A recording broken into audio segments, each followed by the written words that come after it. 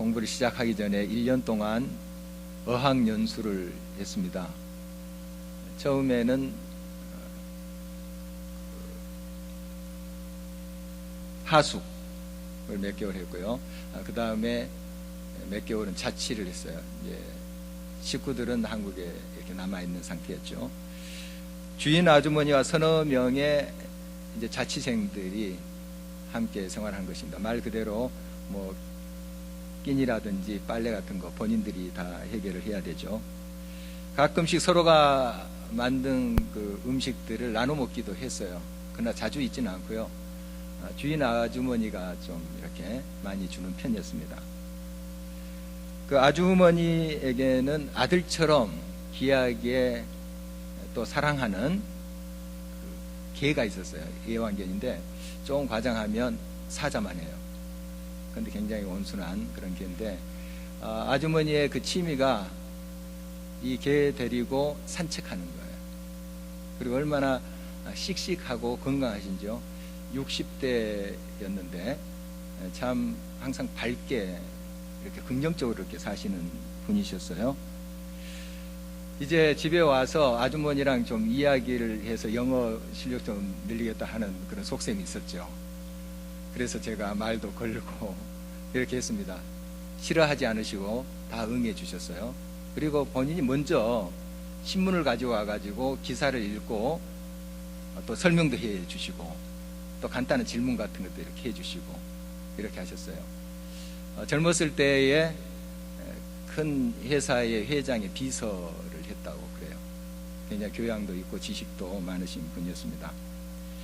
이제 몇 달이 지났어요. 그곳을 이제 떠날 즈음이 됐는데 대화 중에 본인의 이야기를 하셨어요. 본인이 왜 혼자가 되었는지 구구절절 이야기를 하셨어요. 그리고 딸이 하나 있는데 캐나다의 재활원에 있다는 거예요. 어떤 일이 있었냐면 이 아이를 정말 애지중지하면서 키웠습니다. 그래서 착하고 예쁘고 공부도 잘했어요.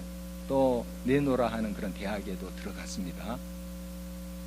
그리고 합격했다 해서 축하 선물로 스포츠카까지 사줄 정도로 이 딸에게 모든 걸 투자했습니다. 그런데 대학에 들어가서 약물에 손을 댄 거예요. 이 딸이. 특히 옥스퍼드 대학 아주 심합니다. 공부만 잘한 줄 알죠? 아닙니다.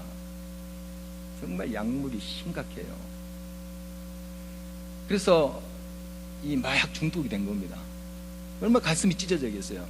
단 하나뿐인 딸인데 자기 인생을 다 걸어서 거기에 다 투자했는데 이렇게 인생이 망가지는 거예요. 제정신이 아닌 거예요. 멍하게 구석에 앉아있고 학교도 안 가고. 그래서 결국 이제 캐나다로 보내진 것이죠. 그걸 눈물을 흘리면서 고백을 하시더라고요. 그러니까 처음부터 막 그런 이야기를 하신 것이 아니고 이제 서로 대화도 하면서 이런저런 이야기 하면서 마음을 열어놓으신 거예요. 그리고 기도 부탁을 하셨습니다. 제가 이제 목사인 줄 아시기 때문에. 그래서 제가 잘 안 되는 영어지만 띄엄띄엄 하면서 기도도 하고 이렇게 했습니다. 교회는 다니시지 않았지만 정말 하나님을 간절히 마음으로 찾고 있는 것을 제가 느낄 수 있었어요. 이제 대학원을 가기 위해서 다른 도시로 옮겼죠. 이제 식구들도 영국으로 왔습니다. 그래서 크리스마스 때나 카드를 주고받는 그 정도. 그렇게 요즘처럼 뭐 우리가 카톡이라든지 메일이라든지 뭐 이런 것이 그렇게 발달되지 않았습니다. 그러니까 이제 편지를 쓰거나 뭐 카드를 쓰거나 이렇게 해야 되는데요. 그거 자주 안 되더라고요. 그러다가 그 아들처럼 여긴 그 애완견이 죽었다는 소식을 제가 듣게 되었어요. 얼마나 슬프겠습니까? 딸은 요양원에 있죠. 재활원에 있죠. 그리고 그 아들처럼 여기는 그 애완견이 죽었어요. 이 소식을 들었습니다. 마침 이제 크리스마스 연휴 기간인데 그래서 연락을 드렸어요. 저희 식구가 가도 되겠냐고 오라고.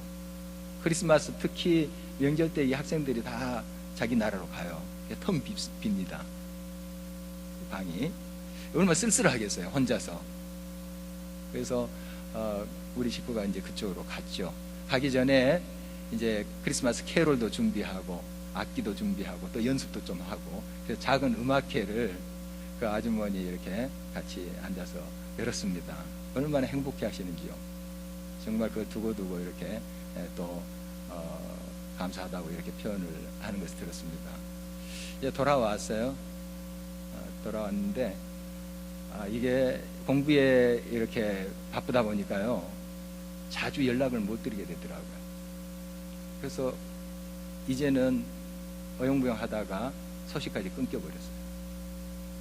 참 더 이렇게 연락도 드리고 또 어떻게 지내시냐 이렇게 안부를 물어야 되는데, 거기에 제가 저의 관심과 또 마음을 거기까지 쏟지 못했습니다.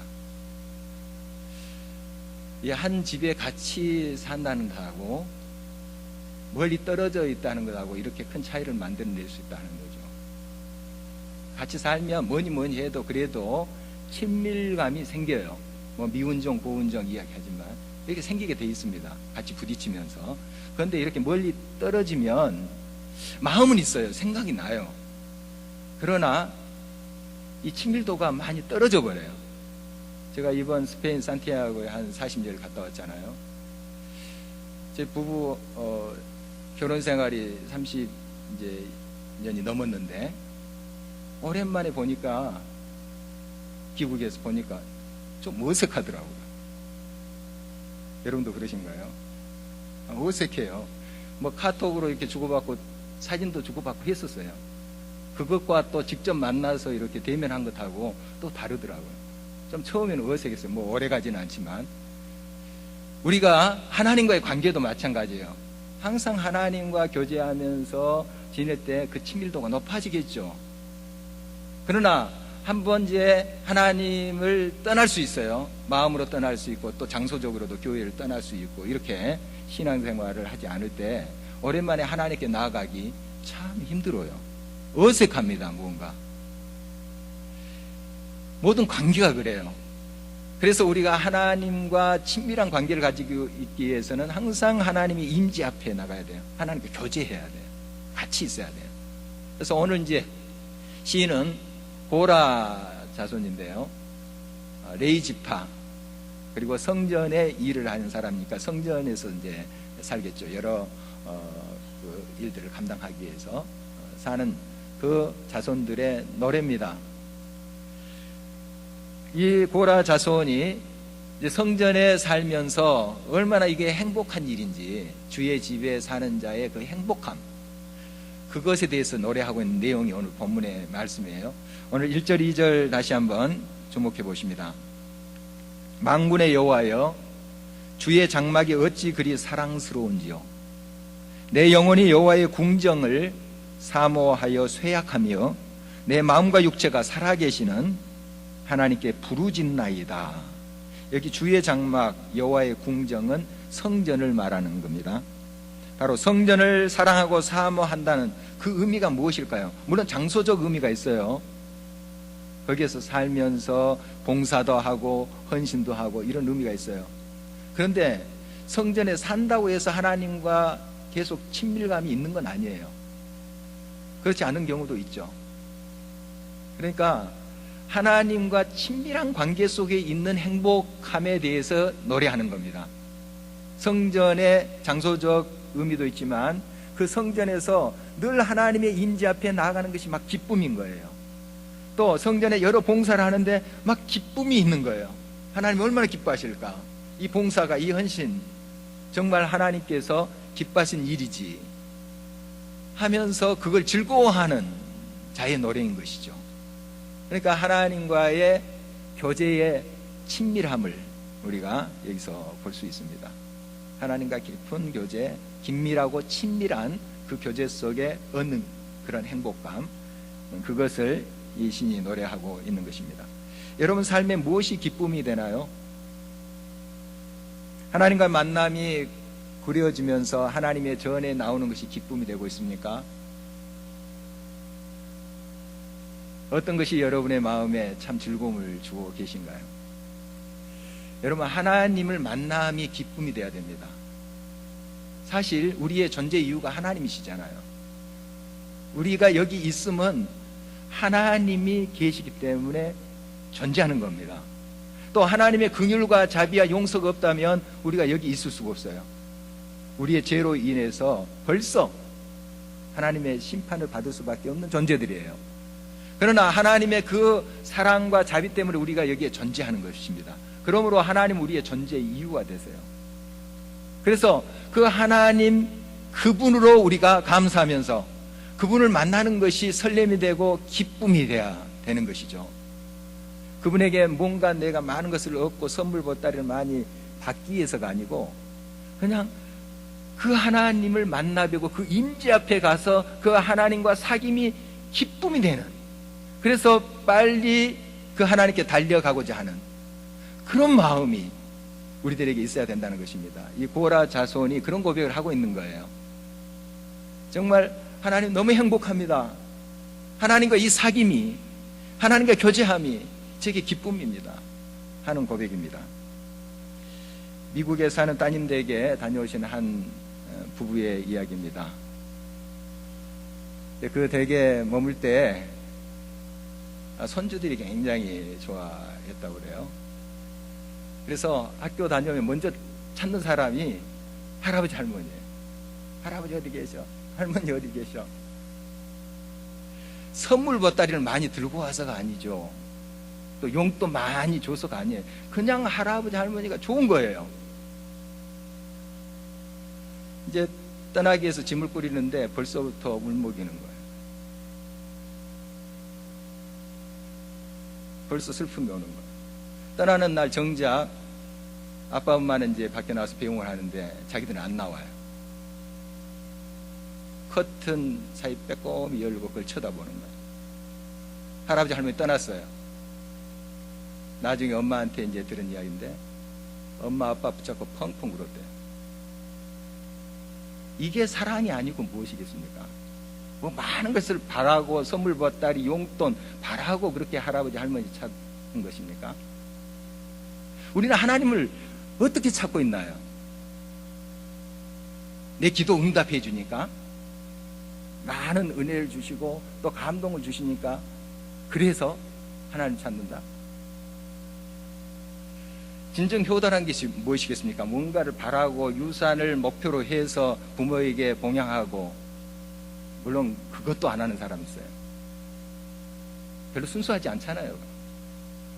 그러나 나의 존재 이유가 내 부모에게 또 있잖아요. 그들을 통해서 내가 왔으니까. 얼마나 감사한 일이에요. 그래서 우리의 섬김이 기꺼이 즐거움으로 드리는 것이 돼야 되지 않겠습니까? 이것이 마음에 와닿는 효도가 아니겠어요? 우리가 하나님 앞에 예배드리고 나아감이 어떤 모습인가 하는 거예요. 정말 하나님을 사랑하는 그 마음, 정말 하나님의 임재 앞에 나아가는 것, 그것이 기쁨이 돼야 될 줄 압니다. 우리는 진정 하나님과 늘 사랑의 관계 속에 있기 위해서 이 친밀하고 긴밀한 교제가 있어야 돼요. 그렇지 않으면 하나님도 어색해요. 오랜만에 교회 나오면 어색하지 않습니까? 물론 사람을 보는 거 그것도 어색하겠지만 하나님께 기도가 잘 안 나와요. 어색하기 때문에 그런 거죠. 여러분, 하나님과 긴밀하고 친밀한 관계가 계속되기를 바랍니다. 늘 하나님을 찾고 하나님 임재 앞에 나오는 것을 기뻐하십시오. 내 생애 가장 큰 기쁨이 그것이다 하는 걸 여러분이 확인하시기 바랍니다. 그걸 붙잡고 나갈 때 틀림없습니다. 여러분의 가장 큰 기쁨, 하나님 임재 앞에 나가는 것이 되기를 간절히 바라는 것입니다. 사랑하는 사람과 함께 있으면 사실 시간 가는 줄 몰라요. 때로는 많은 말을 하지 않더라도 가만히 있는 게 좋아요. 그런데 좀 친밀하지 않는 사람하고 옆에 단둘이 앉아서 이렇게 있다, 굉장히 불편할 거예요. 어색하기도 하고. 빨리 이 시간이 갔으면. 엘리베이터 타는데 모르는 사람이 옆에 있어요. 단 몇 초 사이인데 어색하잖아요. 여러분, 하나님과 친밀한 관계에 있을 때는 하나님과 함께함이 즐거움이에요. 그 많은 것을 하지 않더라도 그냥 하나님과 있는 것이 좋아요. 그 임재 앞에 있는 것이 좋아요. 또 쉬는 것도 좋아요. 그러지 않습니까? 다른 성도님 부부의 이야기예요. 따님 결혼식이 아일랜드에 있었습니다. 그 사이가 독일인이에요. 우리 교회도 한 2번 왔었는데 그 아일랜드에서 서로 만났죠. 만나서 이제 결혼식을 아일랜드에서 하고 이제 또 독일에 와서 파티를 또 했습니다. 그런데 우리 이제 장로님이라 했네요. 장로님. 양장로님이신데 다 아시니까. 말도 잘 안 통하고요. 그렇죠. 또 독일어는 좀 더더군다나 참 더 힘들죠. 그 시간들을 어색함으로 이제 견뎌내야 되는 거죠. 오직 따님 때문에. 따님 때문에 그렇게 견딜 수 있는 거죠. 그게 아니라면 거기 그 시간 계속 며칠 동안 지루한 시간 그 자리에 있겠어요. 이제 이렇게 댄스 하는 시간도 있었나 봐요. 근데 떠나기 전에 좀 배워가라 제가 이렇게 말씀드렸는데 안 배워갔더라고요. 그래서 가서 막 춤 췄다고 그러시는 거예요. 어떻든 참 그 앉아있는 그 시간이 참 지루할 수 있어요. 어색하기도 하고 그냥 계속 서로 서서 대화하고 또 파티하고 이게 며칠을 하더래요. 나중에 이제 12월에 한국에 와서 다시 또 결혼식을 한대요. 그렇게 좀 요란스럽게 하나 하는 생각도 드는데 어떻든 정말 서로 이렇게 처음 보는 사돈댁 어색합니다. 말도 잘 안 통하고 손짓 발짓도 한두 번이죠. 어색해요. 그러나 나중에 이제 한국에 왔을 때 한번 안면을 텄기 때문에 좀 친밀도가 높아질 줄 알아요. 반가울 거예요. 우리가 서로 이렇게 친밀하지 않으면 어색해요. 힘들어요. 같이 있는 게. 그러나 친밀하고 또 사랑하는 관계면 또 보고 싶고 같이 있는 게 기뻐요. 시간 가는 줄 몰라요. 여러분, 하나님의 관계가 그렇다는 거예요. 하나님과 함께 친밀한 관계에 있으면 기도 시간이 즐거워요. 찬송가에 있는 것처럼 내 기도하는 한 시간 그때가 가장 귀하고 즐겁다. 즐거워요. 예배 드림이 기쁨이에요. 그저 하나님의 임재 앞에 나온 것이 기쁨이에요. 같이 있는 게. 여러분, 이런 건강한 하나님과의 관계가 회복되기를 간절히 바랍니다. 그래서 정말 주일이 기다려지는, 그냥 하나님의 전에 와서 함께 예배드리고 함께 찬양하고 말씀 나누고 기도하고 이 예배 드림이 기쁨이 되기를 간절히 바랍니다. 고라 자손이 지금 이것을 고백하고 있는 거예요. 하나님과 교제함이, 하나님 인지 앞에 나감이 행복입니다. 이렇게 주님 앞에 고백하고 있습니다. 때로는 우리가 좀 영적으로 소강 상태에 들어갈 수 있습니다.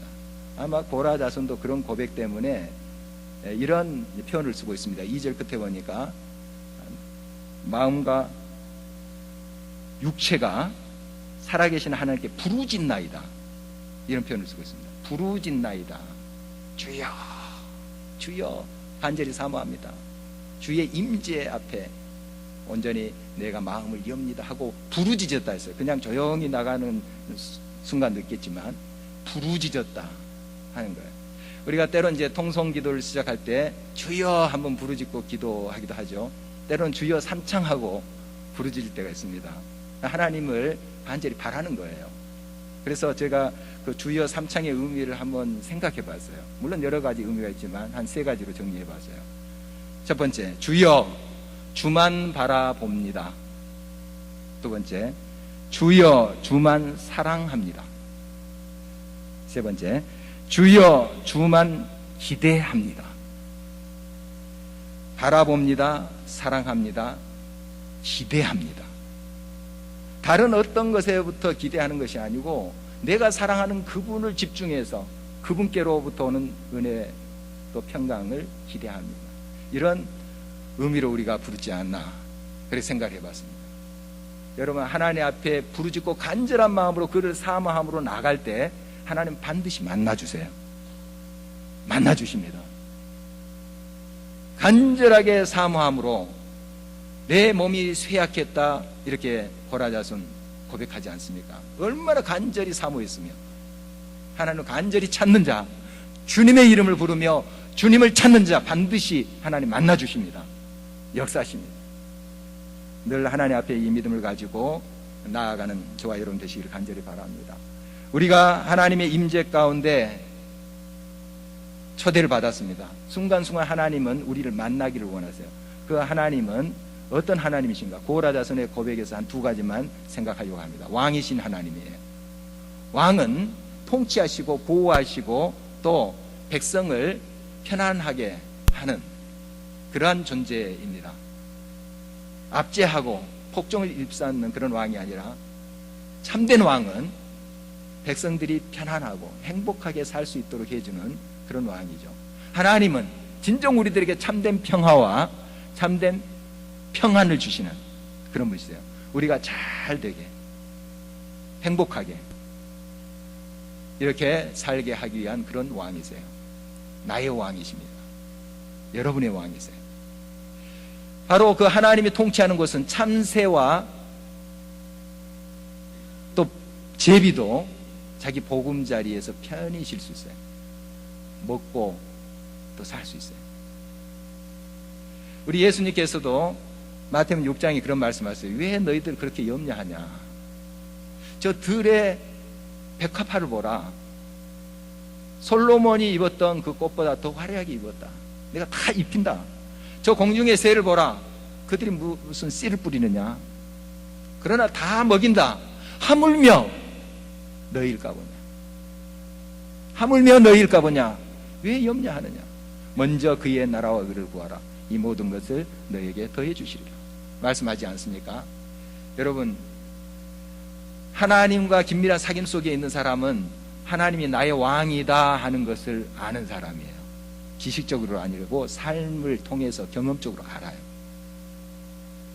하나님은 나의 왕이시다. 가장 좋은 것을 먹이시고 입히시고 인도하시는 나의 왕이시다.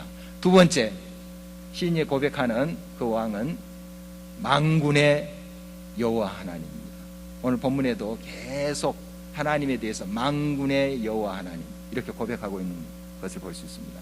만군의 여호와 하나님이라는 것은 모든 전쟁에 이기시는 하나님을 말하는 거예요. 우리의 삶 속에 크고 작은 싸움들이 얼마나 많습니까?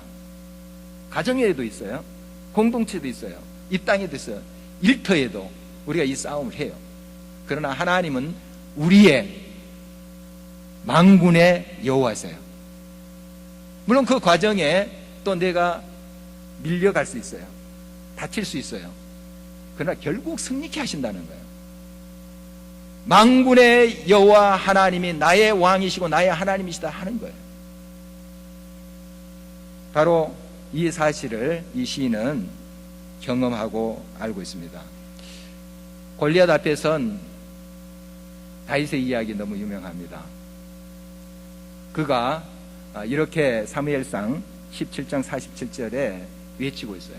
그 앞에 골리앗도 서 있고 블레셋 군대가 막 무섭게 진치고 있습니다. 여호와의 구원하심이 칼과 창에 있지 아니함을 이 무리에게 알게 하리라. 전쟁은 여호와께 속한 것인즉 그가 너희를 우리 손에 넘기시리라. 아무나 이 고백 못해요. 만군의 여호와 하나님을 알고 그분을 확신하는 사람만 할 수 있는 고백이에요. 무서운 군대입니다. 그리고 다른 이스라엘 병사들과 사울왕은 벌벌 떨고 있어요. 그러나 다윗은 알죠. 늘 하나님과 긴밀하고 친밀한 관계 속에 있던 다윗은 알고 있어요. 만군의 여호와 하나님이 바로 나의 하나님이야. 알고 있죠. 그래서 이런 외침을 한 겁니다. 전쟁은 나에게 속한 것이 아니고 여호와 하나님께 속한 것이므로 하나님이 승리를 결국 우리에게 주시리라 하는 것을 확신하고 돌팔매를 던지지 않습니까? 여러분, 하나님과 친밀한 교제 속에 나타나는 이 고백이 저와 여러분의 고백이 되기를 간절히 바랍니다. 그래서 우리는 하나님이 내 편이신가를 묻기 전에 내가 하나님 편인가를 물어야 돼요. 내가 하나님의 뜻 안에 지금 살고 있는가? 하나님의 뜻 앞에 나의 뜻을 내려놓고 그 뜻을 쫓아가고 있는가 하는 거예요. 내가 하나님 편에 서 있는가? 그래서 진정 하나님과 온전한 교제 속에 있을 때 우리는 이런 고백을 진실되게 확신 있게 할 수 있는 거예요. 하나님은 나의 왕이십니다. 만군의 여호와 하나님이십니다. 그 하나님은 나의 하나님이십니다. 외칠 수가 있고 확신하고 나아갈 수가 있습니다. 하나님의 집에 거하는 자, 바로 하나님과 친밀한 교제를 하는 자, 사귐이 있는, 하나님의 임재 앞에 나아갈 기뻐하는 자, 그 삶에 하나님께서 복을 주신다고 계속해서 본문은 이야기를 하고 있습니다. 복이 들어오게 되어 있습니다.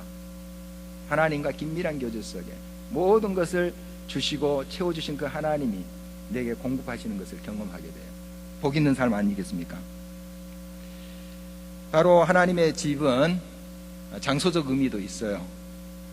그래서 우리가 요즘 이제 교회로 이야기하자면 교회에 자주 나와서 섬기고 예배드리고 기도하고 하면 물론 다 그런 건 아닙니다. 비교적 나쁜 짓 안 해요.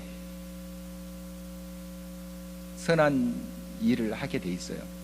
유혹에 덜 넘어가게 돼 있어요. 항상 하나님께 깨어있는 그런 삶이 돼요.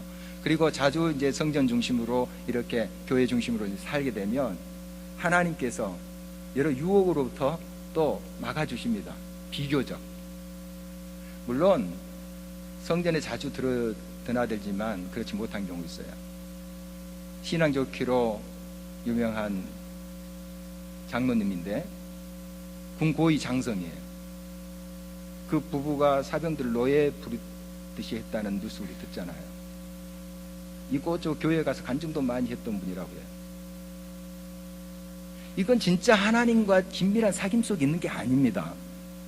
이사야가 하나님 말씀 1장에서 전파할 때 하나님의 성전의 마당뜰만 밟을 뿐이니라 하고 외쳤던 거 우리 기억하고 있습니다.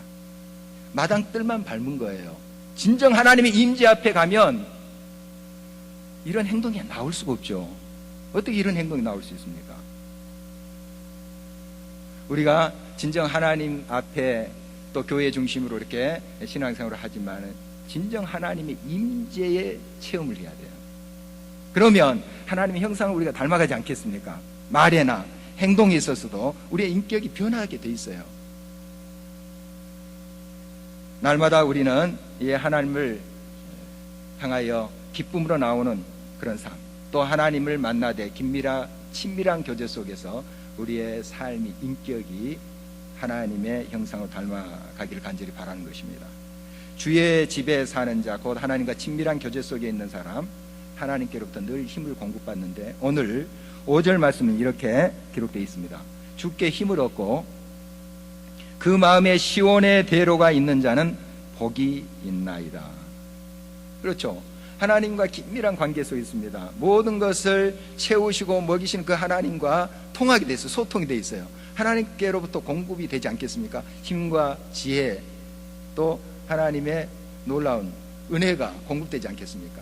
그래서 시온의 대로가 뚫린 거예요. 대로가 그냥 오는 거예요. 하나님께로부터 오는 그 모든 은혜를 내가 고스란히 받을 수 있는 거예요. 이 시온의 대로가 뚫려야 돼요. 그게 막혀버리면 하나님은 모든 것을 가지고 계세요. 만군의 하나님이세요. 그러나 그것이 내게 닿을 수가 없는 거죠. 여러분 삶 속에 시온의 대로가 뻥 뚫리기를 간절히 바랍니다. 하나님과 늘 소통의 관계가 이루어지길 바랍니다. 하나님은 늘 힘과 지혜와 은혜로 공급하세요. 시온의 대로가 있기를 바랍니다. 우리가 여러 사람들 관계 속에 인맥을 굉장히 중요시합니다. 물론 참 우리가 여러 사람을 안다고 하는 것이 굉장히 자산일 수 있어요. 또 같은 경우에 또 서로 안다는 것이 이제 검증의 그런 또 도구가 될 수 있기 때문에 굉장히 인맥이 중요할 수 있어요. 그러나 모든 인맥이 다 좋은 건 아니죠. 어떤 인맥은 또 내게 해가 돼요. 높은 지혜에 있는 사람 수첩에 내 이름이 올라져 있어요. 그게 다 좋은 건 아니잖아요. 같이 망하는 경우도 있어요. 그래서 우리가 잘 분별해야 됩니다. 이 사람과의 관계, 인맥이 있다면 이 하나님과의 관계 속에서도 맥이 있어요. 그걸 영맥이라고 한번 생각을 해봤습니다. 영맥. 이 하나님과의 거룩한 성령과의 그 관계 속에서 통하는 시온의 대로가 뚫려야 되는데 다른 이상한 것에 이상한 영에 미혹되어서 우리가 혼란을 겪을 때가 많습니다. 이건 망하는 거예요.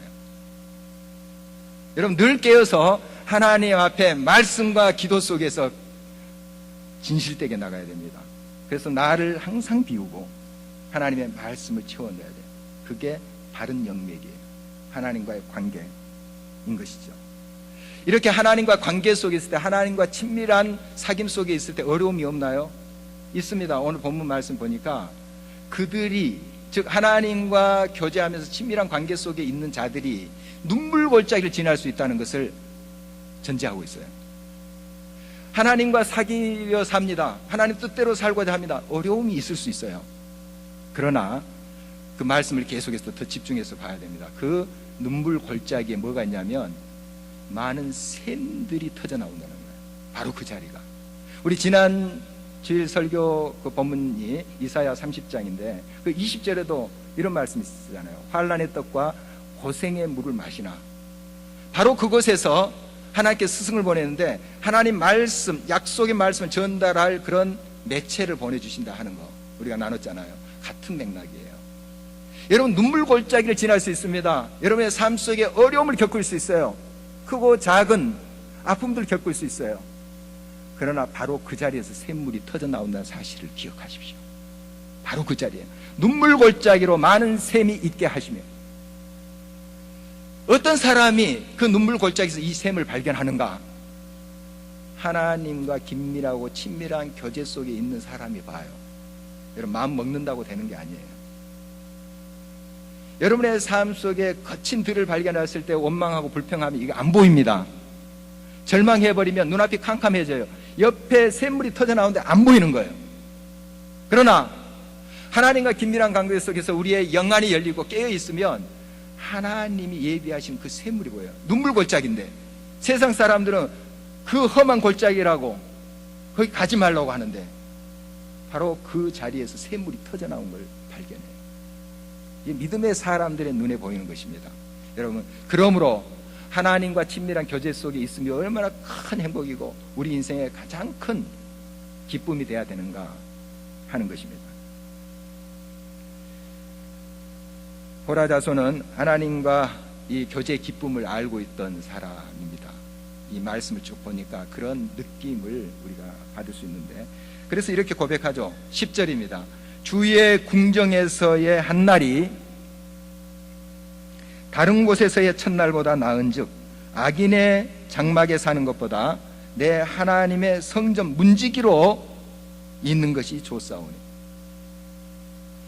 여러분 이런 가치를 가지고 살고 있습니까? 이거 진짜 여러분의 고백이 되기를 원하세요? 성전에 그냥 문지기, 그냥 다른 사람들이 막 추앙하고 막 박수 보내주고 와 대단하다 그런 자리가 아니잖아요. 그런데 성전에 문지기로 있는 것이 더 좋다. 꼼수와 술수를 써서 대단한 것을 이루고 높은 자리에 갔어요. 그거 싫다는 거예요.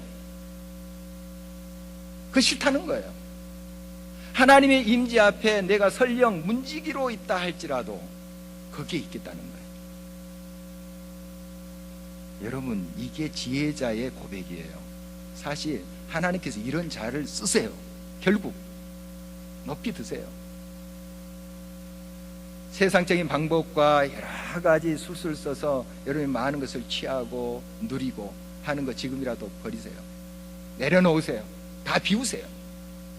하나님이 기뻐하시고 하나님 편에 서는 그 일을 택하세요.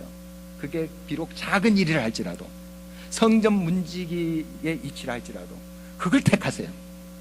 그 좁은 길을 택하세요. 결국 하나님이 때가 되면 역사하십니다. 하나님 아시잖아요. 보고 계시잖아요. 여러분 날마다 하나님의 임재 앞에 가는 것이 여러분의 기쁨이 되기를 간절히 바랍니다. 하나님과 사귐이 나의 가장 큰 기쁨이다. 주의 전을 사모하는 열정, 그것을 가지고 또 하나님 앞에 나아갈 때, 그 순수한 마음으로 하나님을 섬길 때 하나님이 복의 복을 더 하실 것입니다. 여러분을 통해서 그 하나님의 생명의 복이 흐르게 하실 거예요. 이런 믿음을 가지고 응답하는 저와 여러분 되실 주의 이름으로 축원합니다.